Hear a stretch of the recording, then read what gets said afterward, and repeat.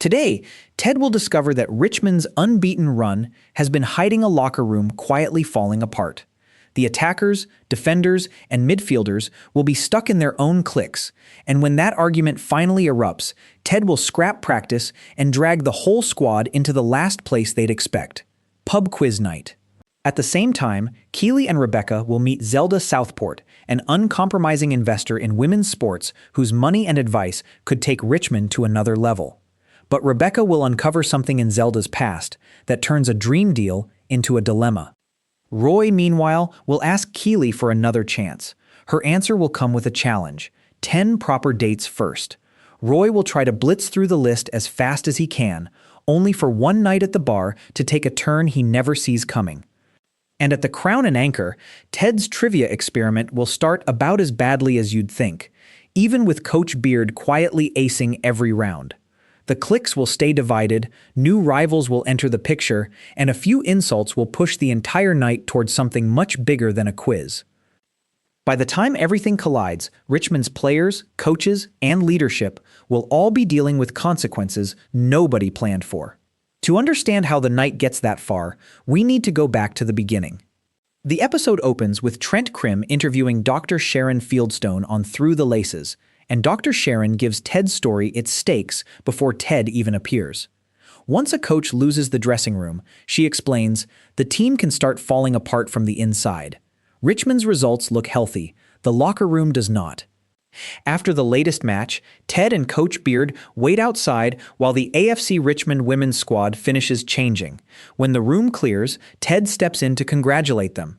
Richmond is still unbeaten after 4 matches, with 2 wins and 2 draws, but every compliment lands differently depending on which part of the squad hears it. In the coach's office, the pattern is impossible to miss. The team has split into 3 position-based cliques: attackers, defenders, and midfielders. Richmond is getting results, but the players are not acting like one group. Ted hopes the tension will burn itself out. Dr. Sharon's warning suggests the opposite. If he lets this sit, the dressing room could become the real opponent. Keeley and Rebecca attend a women's football business summit, where Zelda Southport takes the stage. Zelda runs Scorpio Sports, a major fund focused on women's professional sports, and she has no interest in polite corporate language. She criticizes wealthy backers who treat women's football as publicity instead of a serious investment. Keeley is immediately interested. She and Rebecca approach Zelda afterward, and Zelda agrees to meet with them about Richmond's women's team. For Keeley, this could be the kind of backing that changes the scale of what Richmond is trying to build. Ted's problem keeps growing. At training, Dr. Sharon's podcast plays in the background as she talks about cliques forming inside high-pressure environments. Ted still wants to believe the players will sort themselves out. That hope does not last. Roy has his own problem. He asks Keeley if they can try dating again, but she will not let him jump straight back into the old relationship. Keeley tells Roy he has spent years avoiding real dates and has put her on a pedestal instead of figuring out what he actually wants. Her condition: 10 proper dates with other women first. Higgins gets dragged in to keep count, and Roy accepts. If you're enjoying the recap, hit like and subscribe, because Ted's next move is where this episode really starts to turn. The idea arrives at the Crown and Anchor. Ted and Beard are talking about what can make divided people unite when May announces the return of the pub quiz. Ted sees the opening immediately. If ordinary coaching cannot bring the squad together, he will give them a shared task and let competition do the work. That is the plan. Roy approaches Keeley's challenge with the exact opposite of patience. He schedules multiple dates at the same cocktail bar in one night, moving from one conversation to the next, while bartender Britt watches the speedrun unfold. Roy is following the rules, but emotionally, he is treating the 10 dates like boxes to check. Keeley's excitement about Zelda also gets complicated. Rebecca digs deeper and discovers that Zelda Southport is actually Carol Dring, with a past arrest involving threats made with butter knives.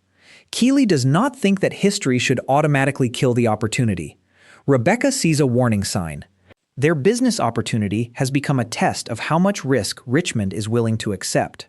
Ted's locker room gamble becomes unavoidable after a small dispute over dirty socks and shirt numbers explodes into a full argument between the position groups. The cliques are no longer quiet. Ted cancels practice and orders everyone to pub quiz night, where the coaches will decide the teams. Now the plan is in motion. Roy reaches the halfway point of Keeley's challenge and starts being more honest. On another date, he admits the evening is part of Keeley's test. The date continues without deception, and Britt watches his total climb.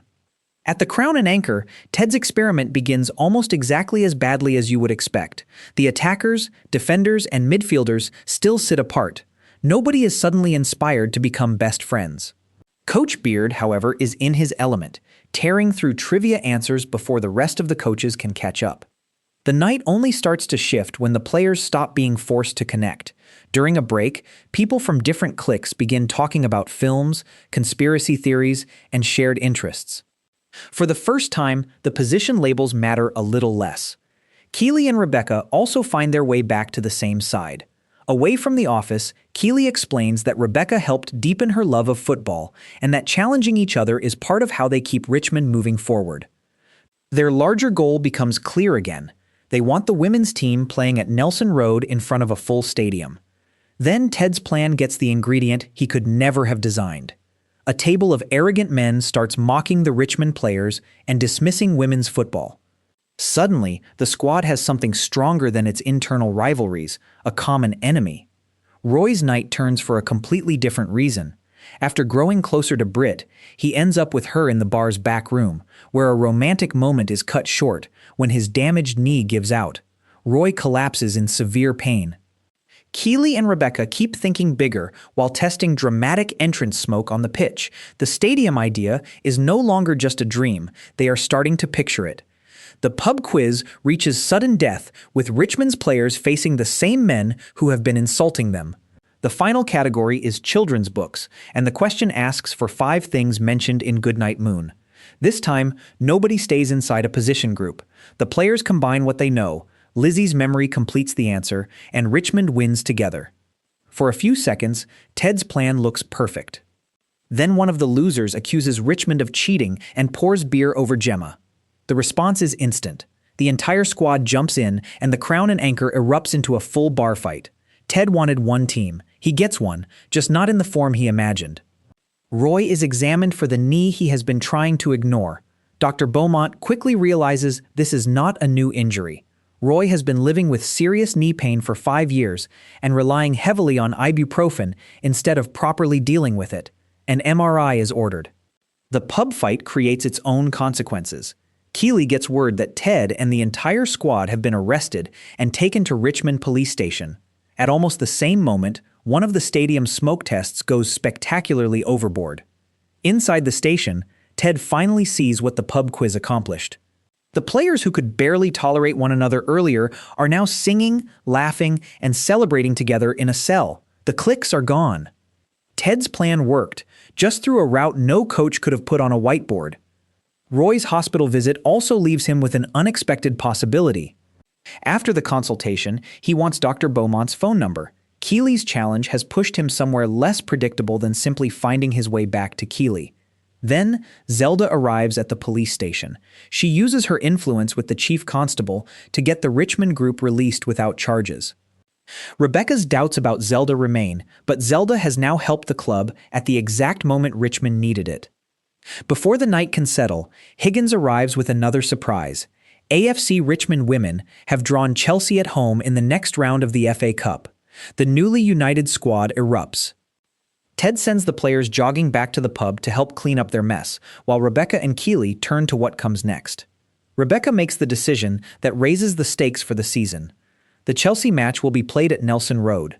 Richmond is no longer just talking about growing the women's team. They are going to try to fill the stadium for it. The episode closes where it began, with Trent and Dr. Sharon finishing the podcast. News of Richmond's arrest reaches them too, and Dr. Sharon brings the story back to the original question. Ted's methods work because he understands why he is using them. The pub quiz was never really about trivia. Ted needed to stop the players from seeing attackers, defenders, and midfielders as 3 separate groups. He needed to give them a reason to act like one team. The quiz started that process.